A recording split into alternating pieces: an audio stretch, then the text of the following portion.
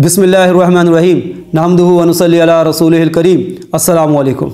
अगर हम इस बाइकआउट को इवैल्यूएट करें तो कुछ हकीकतें हमारे सामने खुल के आ गई, लेकिन बड़ी हैरानगी होती है कि लोगों का इस पर ध्यान नहीं है। पहली, अदाकार, फनकार, एक्ट्रेसेस, एक्टर्स, ये लोग बड़ी आराम से कुफार की प्रोडक्ट्स का इन सारे हालात में भी प्रमोशन करते रहे। उनकी एड्स में भी आ रहे हैं, ब्रांड एम्बेसडर्स भी हैं, बल्कि सोशल मीडिया पे आपको बहुत सारी वीडियोस मिल जाएंगी जहां पर ये कह रहे हैं कि ये बाइकआउट की क्या फजूल बहस है, इससे क्या होगा, जरूरत की चीज़ है यार, इसको इस्तेमाल करो। इन ड्रामों और फिल्मों को देखने के लिए अपना वक्त और पैसा आप लगाते हैं और बाद में ओवर प्राइस चीज़ें खरीदते हैं जिनमें इनकी लॉयल्टीज हैं, तो आपको क्या फ़ायदा हासिल हो रहा है? कितनी की मोहब्बत आपको इनके ड्रामों से और फिल्मों से, आप इनका बाइकआउट क्यों नहीं करते? खास तौर पे वो लोग इनमें जो कि मुसलमान हैं, क्योंकि वो वैसे भी आपके बहन और भाई बनते हैं, तो हम पर ये उनका हक है कि हम गुनाह में उनका साथ ना दें, उनकी हदायत की दुआ करें।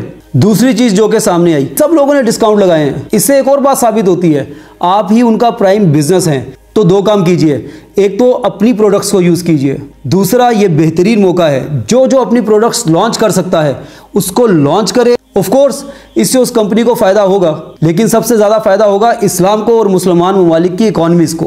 तीसरी बात, अगर आप इस बाइकआउट को मुअस्सर बनाना चाहते हैं तो सूदी निज़ाम को छोड़िए। क्या हुआ, बात आपस में कनेक्ट नहीं की? आपने कई मोटिवेशनल स्पीकर्स को और इन्फ्लुएंसर्स को ये बोलते हुए सुना होगा कि गोरा कारोबार बड़ी तमीज़ से करता है, क्वालिटी बहुत अच्छी देता है। असल में हुआ क्या, कुछ लोगों ने ये बात समझाई कि आप हमें पैसे दो, हम उसके अगेंस्ट आपको पैसा देंगे। लोगों को ये बड़ा अच्छा लगा कि यार ग्रीनलैंड है, काम भी नहीं करना पड़ेगा, पैसे भी आएंगे। एक नंबर मौलवी चीखता रहा कि सूद हराम है, तो वो 2 नंबर मौलवी ले आए और बाकायदा उन मौलवियों को ब्रांड बना के उनसे फतवे ले लिए। लोग पहले ही लालची थे, उन्होंने उस फतवे पे अमल किया और एक इदारे के पास बहुत सारे लोगों के पैसे इकट्ठे हो गए। इन्होंने 2 काम शुरू किए। पहले तो उसी पैसे को आगे ज़्यादा सूद पे देना शुरू किया। दूसरा, उन्होंने लोगों से ये साइन लिए कि आपके पैसे जितने भी हमारे पास पड़े हैं, अगर हम डिफ़ॉल्ट कर जाएं तो हम आपको सिर्फ एक मखसूस रकम देने के जिम्मेदार होंगे। मसलन पाकिस्तान में एक आम अकाउंट 5 लाख रुपए के अगेंस्ट इंश्योर्ड है। अब वो पैसा जब किसी इदारे के पास पड़ा है तो वो उससे जितना मर्जी अच्छी क्वालिटी दे, जितनी मर्जी एक्सपेरिमेंटेशन करे, रिस्क बाकी कहाँ रहा? अगर पैसे डूब गए तो एक मखसूस रकम देनी है, बल्कि वो भी क्यों देनी है? मेरे पास जब पैसा पड़ा है तो मैं हकदार को वो पैसे देने की बजाय अदलिया को नहीं खिलाऊंगा। केस चलता रहेगा, मैं जमानतों पे याशी मारता रहूँगा। ज़रा आप प्राइवेट लिमिटेड के कवानीन को तो पढ़िए।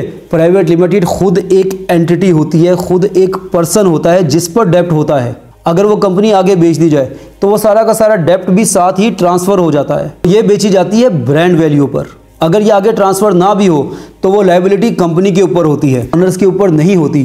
फिर भी अगर आ गई तो दूसरा हल मैं आपको बता चुका। अब इस सारे चक्कर को चलाने के लिए गुलामाना सोच के लोग कहाँ से लाएं, तो उसके लिए दिया गया एजुकेशन सिस्टम। अब जरा दकियानूस मौलवी की बात सुनिए। वो आपको शुरू से जिन चीजों से मना कर रहा था, फहाशी में ना पढ़ो, सूद से बचो, कॉलेज से बचो। इकबाल का शेर है ना, अफसोस के फिरौन को कॉलेज की ना सूझी, काजी का निजाम लेकर आओ जहां पर कोई फीसें ना हो, यानी शरई अदालतें।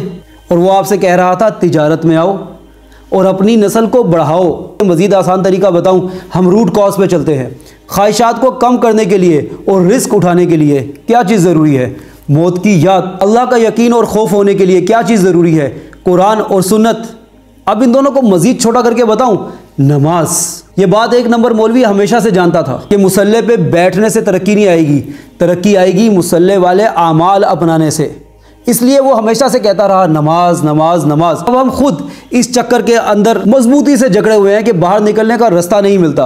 रास्ता आज भी वही है। अगर आपको ये बात समझ में आ गई हो तो बाइकआउट कीजिए, अपनी प्रोडक्ट्स को लॉन्च कीजिए, नस्ल को बढ़ाइए और एजुकेशन सिस्टम से जिस हद तक हो सके उन्हें बचाइए। वहाँ पर भी जो निज़ाम तालीम है उसमें अपनी तरबियत का असर ज़्यादा डालिए, कुरान और हदीस का असर ज़्यादा डालिए, ताकि डिग्री तो आए लेकिन वो गुलामाना तहजीब और गुलामाना सोच ना आए। इस सब के लिए जो ताकत चाहिए उसके लिए सिर्फ 3 काम, कुरान और मौत की याद, इसको मजबूती से पकड़िए और जो भी हो जाए नमाज को ना छोड़िए। यह नमाज आपको सब कुछ सिखा देगी, हर वक्त में अपनी ख्वाहिशात को तोड़ना भी, अल्लाह से मदद का हासिल करना भी, अल्लाह पे यकीन रखना भी।